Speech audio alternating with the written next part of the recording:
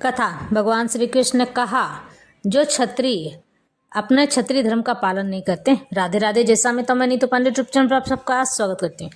इस प्रसंग का वर्णन श्रीमद् भगवद गीता मिलता है। भगवान श्री कृष्ण आज अर्जुन को समझाने लग जाते हैं। जब अर्जुन ने अपने शस्त्र नीचे रख दिए और अपनों को देखकर वह डर के मारे कहते हैं कि हे माधव, ये तो मेरे अपने हैं, मैं किन पर प्रहार करूंगा? मैं इन्हें मारकर कौन सा सुख पा जाऊंगा? भगवान श्री कृष्ण अर्जुन को समझाते हैं, हे अर्जुन, ये तुम्हारे अपने नहीं हैं, ये तो पहले से ही तुम्हारे शत्रु हो चुके हैं। अगर तुमने नीचे शस्त्र रख दिए तो यह तुम्हें बाणों से आघात करने में चूकेंगे नहीं। ये तो तुम्हारी लाश ही देखना चाहते हैं। अपने आप को ये न समझो कि तुम किसी के लिए बुरा कर रहे हो, बल्कि ये समझो कि सामने वाला व्यक्ति जो खड़ा है वह तुम्हारा अपना नहीं बल्कि वह तुम्हारा शत्रु है। भगवान श्री कृष्ण अर्जुन को आगे समझाते हैं, जो क्षत्रिय अपना शस्त्र नीचे रख देता है वह क्षत्रिय कहलाने के योग्य नहीं होता है। उसी प्रकार से जो ब्राह्मण अपने ब्राह्मणत्व का पालन नहीं करता है वह ब्राह्मण कहलाने योग्य नहीं होता है, क्योंकि सबसे पहले ब्राह्मण के ऊपर सबसे बड़ी जिम्मेदारी होती है और अनुशासन और नियम का पालन करना उनका जन्म सिद्ध अधिकार होता है। उन्हें जन्म से ही इन नियमों का पालन करना आना चाहिए, क्योंकि बालक जो बड़ा होता है उनमें जो संस्कार भरे जाते हैं वही संस्कार उनके जीवन में कार्य करते हैं। इसी तरह से क्षत्रिय भी जन्म से ही क्षत्रिय धर्म का पालन करने वाला होना चाहिए, क्योंकि जब वह क्षत्रिय धर्म का पालन नहीं करेगा तो वह क्षत्रिय नहीं कहलाएगा, बस नाम का क्षत्रिय रह जाएगा। इस तरह से भगवान श्री कृष्ण कहते हैं, क्षत्रिय तो होते ही हैं ब्राह्मणों की रक्षा के लिए, प्रजाजनों की रक्षा के लिए, और जब तक वह शस्त्र नहीं उठाएगा तो वह लोगों की रक्षा कैसे कर सकता है?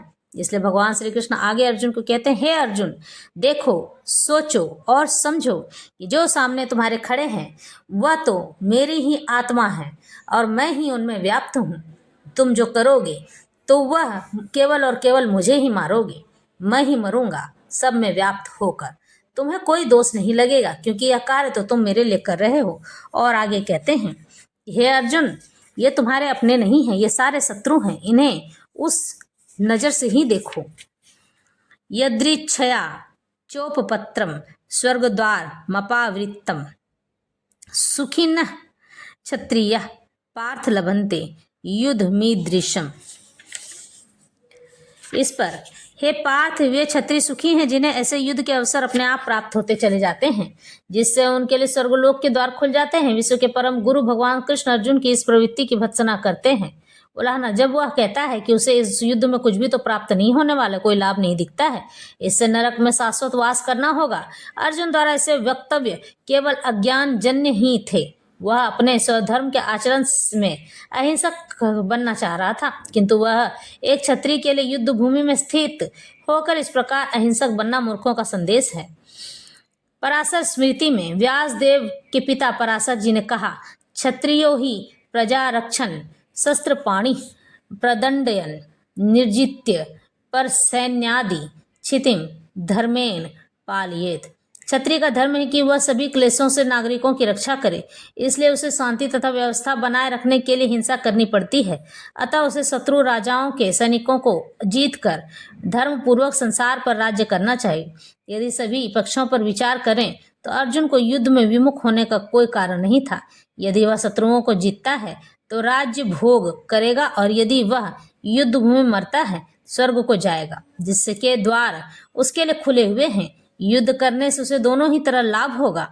अथ चैत्वमिमं धर्म्यम संग्रामम न करिष्यसि ततः स्वधर्मम कीर्तिम च हित्वा पापमवाप्यसि।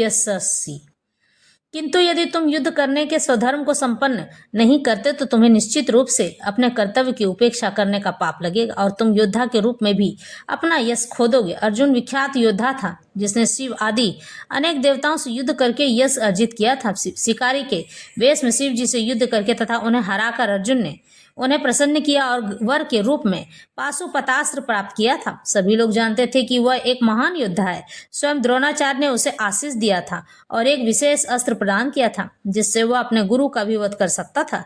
इस प्रकार वह अपने धर्मपिता एवं स्वर्ग के राजा इंद्र समेत अनेक अधिकारियों से अनेक युद्धों के प्रमाण पत्र प्राप्त कर चुका था। किंतु यदि वह इस समय युद्ध का परित्याग करता है तो वह न केवल क्षत्रिय धर्म की उपेक्षा का दोषी होगा, अपितु उसके यश की भी हानि होगी और वह नरक जाने के लिए अपना मार्ग तैयार कर लेगा। दूसरे शब्दों में, वह युद्ध करने से नहीं अपितु युद्ध से पलायन करने के कारण नरक का भागी हो जाएगा।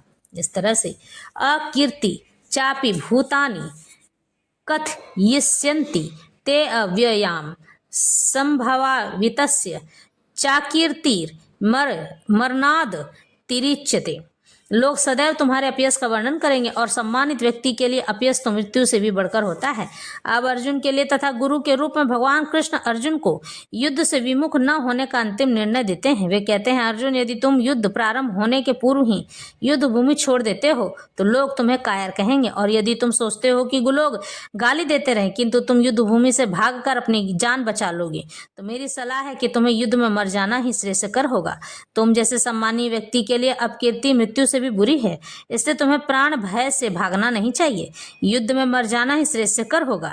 इससे तुम मेरी मित्रता का दुरुपयोग करने तथा समाज में अपनी प्रतिष्ठा खोने से अपयश से बच जाओगे। अतः अर्जुन के लिए भगवान का अंतिम निर्णय था कि वह संग्राम से पलायन न करे अपितु युद्ध में मरे। भयाद्रना दुपरतम मनस्यन्ते त्वाम महारथा येषां च त्वं बहुमतो भूत्वा यास्यसि लाघवम्। जिन जिन महान योद्धाओं ने तुम्हारे नाम तथा यश को सम्मान दिया है, वे सोचेंगे कि तुमने डर के मारे युद्ध भूमि छोड़ दी है, और इस तरह वे तुम्हें तुच्छ मानेंगे। भगवान कृष्ण अर्जुन को अपना निर्णय सुना रहे हैं। तुम यह सब सोचो कि दुर्योधन, कर्ण तथा अन्य समकालीन महारथी यह सोचेंगे कि तुमने अपने भाइयों तथा पितामह पर दया करके युद्ध भूमि छोड़ी है। वे तो यही सोचेंगे कि तुमने अपने प्राणों के भय से युद्ध भूमि छोड़ी है। इस प्रकार उनकी दृष्टि में तुम्हारे प्रति जो सम्मान है वह धूल में मिल जाएगा। अवाच वादांश्च बहून् वदिष्यन्ति तवाहिता निन्दन्तस्त्व सामर्थ्यम ततो दुःखतरम नु किम। तुम्हारे शत्रु अनेक प्रकार के कटु शब्दों से तुम्हारा वर्णन करेंगे और तुम्हारी सामर्थ्य का उपहास करेंगे। तुम्हारे लिए इससे दुखदायी और क्या हो सकता है। प्रारंभ में ही भगवान कृष्ण को अर्जुन के अयाचित दया भाव पर आश्चर्य हुआ था और उन्होंने इस दया भाव को अनौचित बताया था। अब उन्होंने विस्तार से अर्जुन के तथा कथित दया भाव के विरुद्ध कहे गए अपने वचनों को सिद्ध कर दिया है। हतो वा प्राप्यसि स्वर्ग जित्वा वा भोक्ष्यसि महिम तस्मादुत्तिष्ठ कौन्तेय युद्धाय कृत निश्चय। हे कुंती पुत्र, तुम यदि युद्ध में मारे जाओगे तो स्वर्ग प्राप्त करोगे, या यदि तुम जीत जाओगे तो पृथ्वी के साम्राज्य का भोग करोगे। इसलिए दृढ़ संकल्प करके खड़े हो जाओ और युद्ध करो। यद्यपि अर्जुन के पक्ष में विजय निश्चित न थी, फिर भी उसे युद्ध करना था, क्योंकि यदि वह युद्ध में मारा भी गया तो वह स्वर्गलोक को ही जाएगा। सुख दुखे समय कृत्वा लाभा लाभौ जया जयौ ततौ युद्धाय युज्यस्व नैनम नैवम पाप मवाप्यसी। तुम सुख या दुख, हानि या लाभ, विजय या पराजय का विचार किए बिना युद्ध के लिए युद्ध करो। ऐसा करने पर तुम्हें कोई पाप नहीं लगेगा। अब भगवान कृष्ण प्रत्यक्ष रूप से कहते हैं कि अर्जुन को युद्ध के लिए युद्ध करना चाहिए, क्योंकि वह उसकी इच्छा है। कृष्ण भगवान भक्ति के कार्यों में सुख या दुख, हानि या लाभ, जय या पराजय को कोई महत्व नहीं दिया जाता है। दिव्य चेतना तो यही होगी कि हर कार्य कृष्ण के निमित्त किया जाए, यानी कि उनके लिए ही किया जाए। इसलिए भौतिक कार्यों का कोई बंधन फल नहीं होता है। जो कोई सतोगुण या रजोगुण के अधीन होकर अपनी इंद्रिय तृप्ति के लिए कर्म करता है, उसे अच्छे या बुरे फल प्राप्त होते हैं, किंतु जो कृष्ण भक्ति के कार्यों में अपने आप को समर्पित कर देता है, वह सामान्य कर्म करने वाले के समान किसी का कृतज्ञ ऋणी नहीं होता है। भगवत में कहा गया है, देवर्षि भूताप्त नृणाम पितॄणाम न किंकरो नाय मृणी च राजन सर्वात्मना यह शरणम शरण्यम गतो मुकुंदम परिहृत्य करतम। जिसने अन्य समस्त कार्यों को त्याग कर मुकुंद श्री कृष्ण की शरण ग्रहण कर ली है, वह न तो किसी का ऋणी है और न किसी का कृतज्ञ, चाहे वे देवता, साधु, सामान्य जन अथवा परिजन, मानव जाति या उनके पितर ही क्यों न हो। इस श्लोक में कृष्ण ने अर्जुन को अप्रत्यक्ष रूप से इसी का संकेत दिया है। इसकी व्याख्या अगले श्लोकों में और स्पष्टता से भी की जाएगी। ऐसा ते अभिहिता सांख्ये बुद्धि योगे त्विमाम रेणु बुद्धया युक्तो यया पार्थ कर्मबंधम प्रहास्यसि यहाँ मैंने वैश्लेषिक अध्ययन सांख्य द्वारा इस ज्ञान का वर्णन किया है। अब निष्काम भाव से कर्म करना बता रहा हूँ, उसे सुनो। हे पृथापुत्र, तुम यदि ऐसे ज्ञान से कर्म करोगे तो तुम कर्मों के बंधन से अपने को मुक्त कर सकते हो। वैदिक कोश निरुक्ति के अनुसार सांख्य का अर्थ है विस्तार से वस्तुओं का वर्णन